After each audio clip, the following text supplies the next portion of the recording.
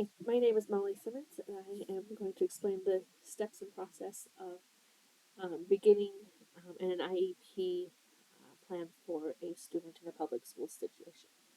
The first step, the first thing that you need to know is that because of the Free Appropriate Public Education Act, every student is required to have an education that meets their level of learning. It um, That means that education needs to be provided to them in a manner that they can succeed and learn.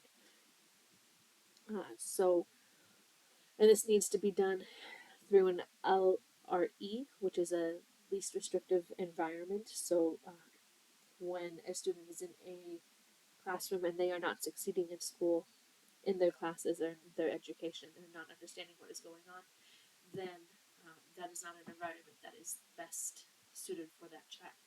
So then the parents need to voice their concerns and the concerns for their child's education. They can do this by contacting the school itself or the district offices and requesting to speak to the child find representative. Once that is put into place, the child find coordinator will answer any of the questions that the parents have and tell and help guide them in the direction that they need to go to further the steps to get their child evaluated, which is the next step in the process.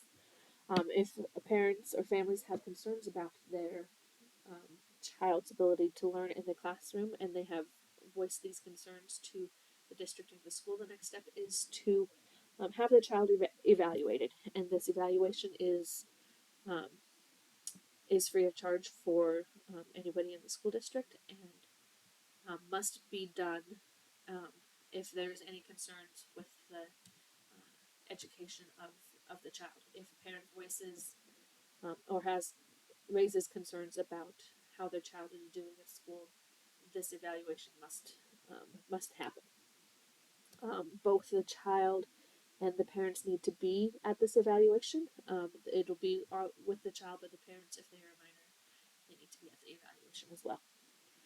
Once this evaluation is done, then an eligibility will be determined from the results of this evaluation.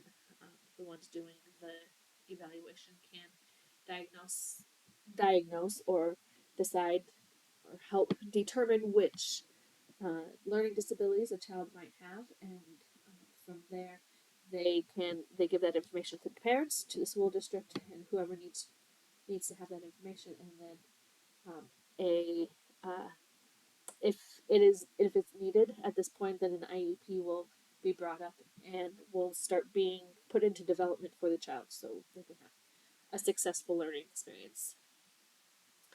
Um,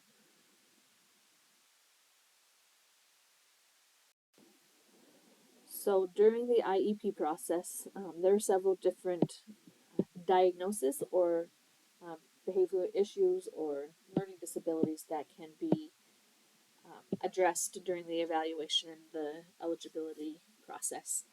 Um, Many of them, there's learning disabilities such as like Asperger's.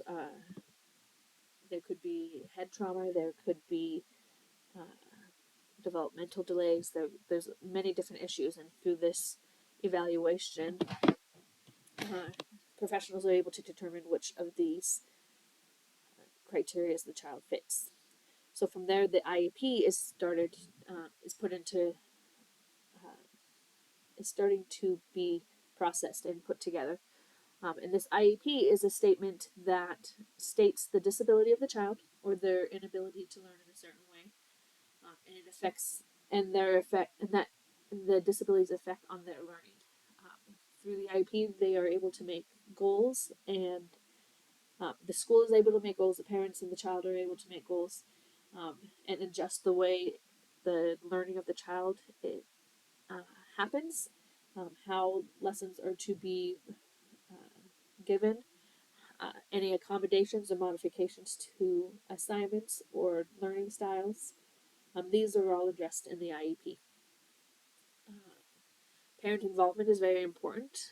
There will be IEP meetings with the school that the administrators, the general ed teachers, the special ed teachers, and the parents and the students will all be together to voice their opinions, preferences, and what is working and what is not through the IEP forms that have been put together for the child.